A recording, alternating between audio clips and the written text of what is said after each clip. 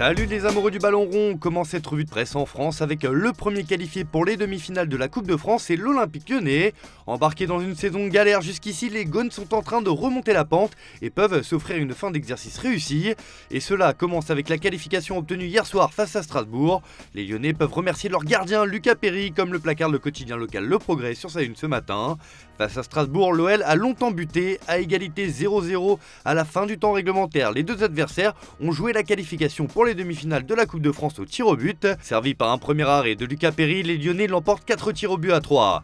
Dans ses pages intérieures, l'équipe estime qu'au bout de l'ennui, il y avait tout de même la demi-finale pour les Lyonnais, et c'est bien là le principal. En revanche, on a eu beaucoup plus d'actions et de buts hier soir en 8ème de finale de FA Cup entre Manchester City et le Luton. Les Citizens ont vu grand car ils se sont largement imposés 6-2 avec un grandissime Erling Haaland. Le Norvégien a réalisé une performance XXL avec un quintuplé. L'autre grand bonhomme de cette soirée, c'est Kevin De Bruyne qui lui a claqué 4 passes décisives. Mais c'est bien le buteur mancunien qui fait les gros titres des journaux du pays ce matin, à l'image du Téléstar qui s'amuse en reprenant le célèbre slogan Five Guys. Haaland affamé s'offre un festin de buts, analyse le tabloïd.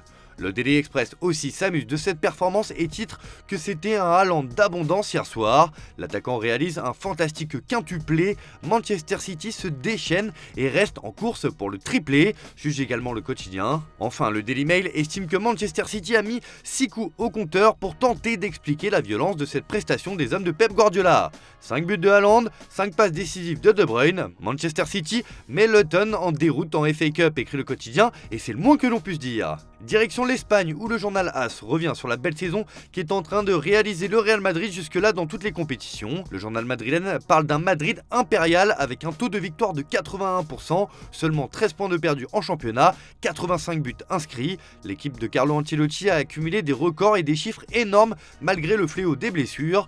Ils ont 6 points d'avance sur le deuxième du championnat et ont la qualification pour les quarts de finale de la Ligue des Champions entre leurs mains. En revanche, de son côté, Marca rapporte que Madrid va poursuivre les vidéos contre les arbitres.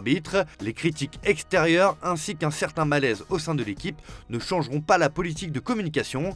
Madrid ne change pas de position, il n'y aura pas de changement de stratégie dans la chaîne de télévision du club merengue, sauf virage inattendu, explique le Canard. Régulièrement critiqué pour ses prises de position, Real Madrid TV ne change pas son fusil d'épaule. Sinon, de son côté, Sport s'inquiète du dîner à l'Elysée de Kylian Mbappé avec Emmanuel Macron et l'émir du Qatar. Le Qatar fait pression pour que Mbappé reste au PSG, titre le journal.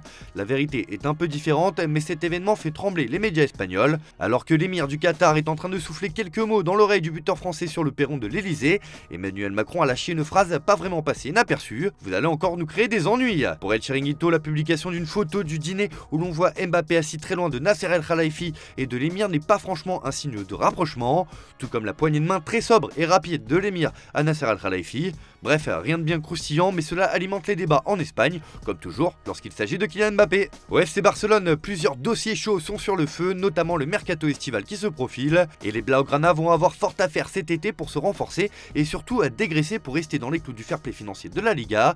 Pour rester compétitifs, les Blaugrana vont aussi devoir retenir certains de leurs éléments les plus importants de l'effectif, mais comme le placarde Le Mundo Deportivo, il y a une menace venue d'Arabie pour les stars catalanes. La riche ligue saoudienne qui a déjà tenté Rafinha fera une nouvelle offre cet été. D'autres stars du Barça comme Ter Stegen et Lewandowski sont également visées.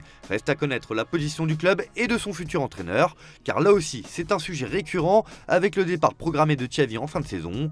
Les dirigeants blaugrana s'activent et comme l'annonce porte sur sa une, les contacts débutent. Le Barça progresse dans le recrutement d'un nouvel entraîneur et a déjà une idée claire des entraîneurs disponibles qui pourraient s'intégrer dans le nouveau projet.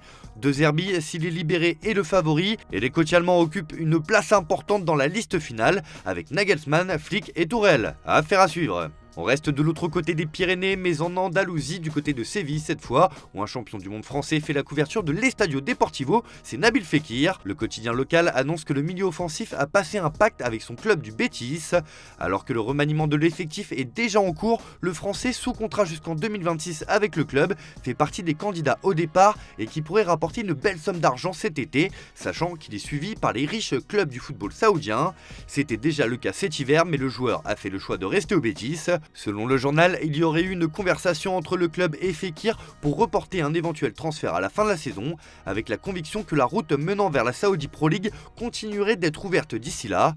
Une preuve de plus du formidable engagement du Français pour son club, souligne le quotidien. Bref, Fekir risque bien de quitter le Betis cet été. On termine ce tour de la presse en Italie avec un autre Français qui fait cette fois la une de Tuttosport. Vous l'avez reconnu, c'est évidemment Zinedine Zidane, maillot de la Juventus sur le dos. Le quotidien turinois s'enflamme après la déclaration remarquée de l'ancien numéro 10 de l'équipe de France sur son avenir, où il ouvre clairement la porte à un retour dans la botte pour y entraîner. Zidane fait rêver la Juve, Zizou s'est dit ouvert à un retour en Italie, j'aimerais bien, a-t-il confié. Les propos du Français attisent les désirs des supporters qui l'adorent toujours. Le pour et le contre d'un choix sincère mais difficile, et les stratégies du club sont à prendre en compte, sachant que Max Allegri est toujours sous contrat jusqu'en 2025 avec la Juventus.